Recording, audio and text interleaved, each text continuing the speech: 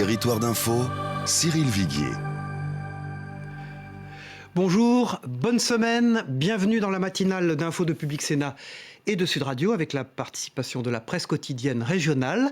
Aujourd'hui, notre invité, c'est Bruno Le Roux. Bonjour Bruno Le Roux, bonjour. Vous êtes président du groupe PS à l'Assemblée nationale et vous êtes député de Seine-Saint-Denis. Tout le monde condamne ce qui s'est passé à Marseille, mais personne ne dit ce qu'il faut faire pour mettre fin à cette violence. Je pense que ce qu'il faut faire, ce n'est peut-être pas satisfaisant pour ceux qui vont m'entendre, mais c'est continuer sans relâche l'action. C'est le même sujet, Marseille et aussi les banlieues. Quand la sénatrice socialiste Samé Gallé dit il faut envoyer les militaires dans les cités.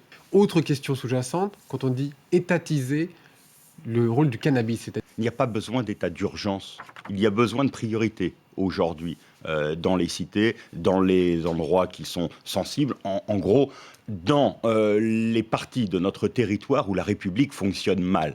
Mais ce n'est pas l'armée qui peut permettre de régler cela.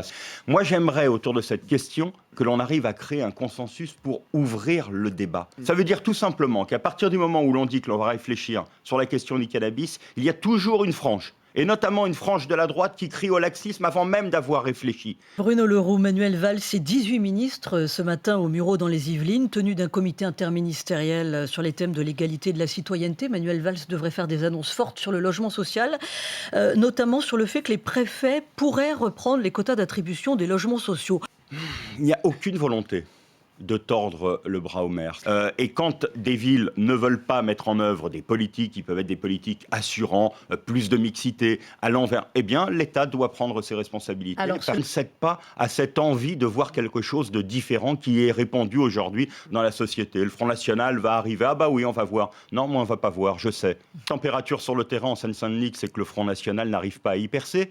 Alors que c'est pourtant les endroits les plus difficiles. C'est là où il a fait ses plus bas scores à toutes les dernières élections. Ce que je veux dire, c'est que il n'y a aucune fatalité à ce que Marine Le Pen soit présente au second tour. Et bien entendu, moi je vois encore aujourd'hui dans la société telle qu'elle est, une impossibilité à ce qu'elle gagne l'élection présidentielle. Mais je suis d'accord pour dire que dans toutes les régions où la droite devra nous aider à battre le Front National, elle devra le faire. La question n'est pas d'arriver deuxième, troisième. La question, elle est d'être assez haut pour créer la dynamique et rassembler toute la gauche au second tour. Et les bonnets rouges dont vous parliez, c'est plutôt d'ailleurs un mouvement qui est un mouvement régional, qui n'est pas basé sur une demande de séparation de la Bretagne du reste du pays, mais de prise en compte de réalités régionales. Jean-Yves Le Drian est un assez, j'allais dire un assez bon ministre.